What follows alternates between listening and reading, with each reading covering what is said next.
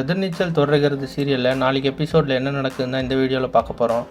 ஜனனியும் சக்தியும் தேவசகாயத்தோட ஆளுங்கிட்டேருந்து தப்பிக்கிறதுக்காக ஒரு இடத்துல மறைஞ்சு நிற்கிறாங்க. சக்தி வெளியே போய் யாராவது ஃபாலோ பண்ணுறாங்களான்னு பார்க்குறாரு, ஆனால் யாரும் ஃபாலோ பண்ணல. ஜனனி பயந்து உடனே ஊருக்கு போகலாம் அப்படின்னு சொல்கிறாங்க. ஆனால் சக்தி இப்போ போனால் ஆபத்து, கொஞ்சம் நேரம் கழித்து போகலாம் அப்படின்னு சொல்கிறாரு. அதுக்கப்புறம் தங்கறதுக்கு ஏதாவது இடம் கிடைக்குமான்னு தேடிட்டு ஒரு வயசான பாட்டி வீட்டுக்கு போகிறாங்க. அந்த பாட்டிக்கிட்ட பக்கத்தில் யாராவது டாக்டர் இருப்பாங்களா அப்படின்னு சக்தி கேட்குறாரு. ஆனால் அந்த பாட்டி 10-15 கிலோமீட்டர் போனோம், ஏன் என்ன ஆச்சு அப்படின்னு கேட்குறாங்க. அதுக்கு ஜனனி டயர்டாக இருக்கிறாங்க அப்படின்ற மாதிரி சொல்கிறாரு. அதுக்கு அந்த பாட்டி இங்கேயே தங்கிக்கங்க, சாப்பிட்டு காலையில் போகலாம் அப்படின்னு சொல்லிடுறாங்க.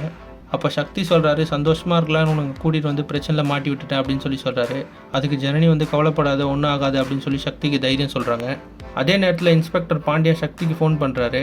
இன்றைக்கி ஒரு நாள் மட்டும் எங்கன்னா பத்திரமா தங்கிக்கோங்க, 24 மணி நேரத்தில் ஆலிவர் தேவசகாயத்தை பிடிச்சிருவோம் அப்படின்னு சொல்கிறாரு. மேலும் காலையில் போய் பக்கத்தில் இருக்க ஒரு போலீஸ் ஸ்டேஷனில் கம்ப்ளைண்ட் கொடுத்துருங்க அப்படின்னு சொல்கிறாரு. இன்னொரு பக்கம் ஆலிவர் தேவசகாயம் அவங்களோட ஆளுங்களுக்கு ஃபோன் பண்ணி பிடிச்சிட்டிங்களா அப்படின்னு கேட்குறாரு.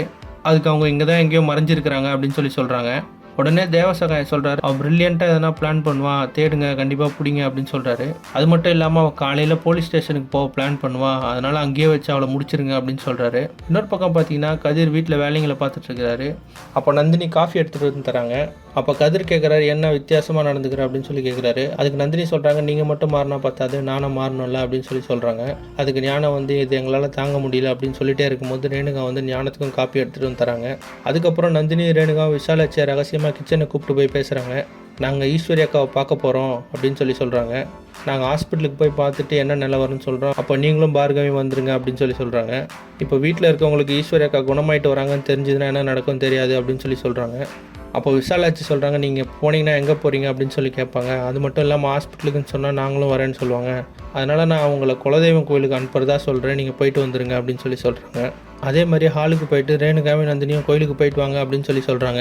உடனே கதிர் நான் அவங்கள ட்ராப் பண்ணுறேன் அப்படின்னு சொல்கிறாரு. அவங்க அதெல்லாம் வேணாம், ரொம்ப நேரம் ஆகும் அப்படின்னு சொல்லிடுறாங்க. அதனால் நீங்களே போயிட்டு வந்துருங்கன்னு கதிரும் சொல்லிட்டாரு. ஜனனியும் சக்தியும் அங்கேருந்து எப்படி தப்பிச்சு வீட்டுக்கு வர போகிறாங்க.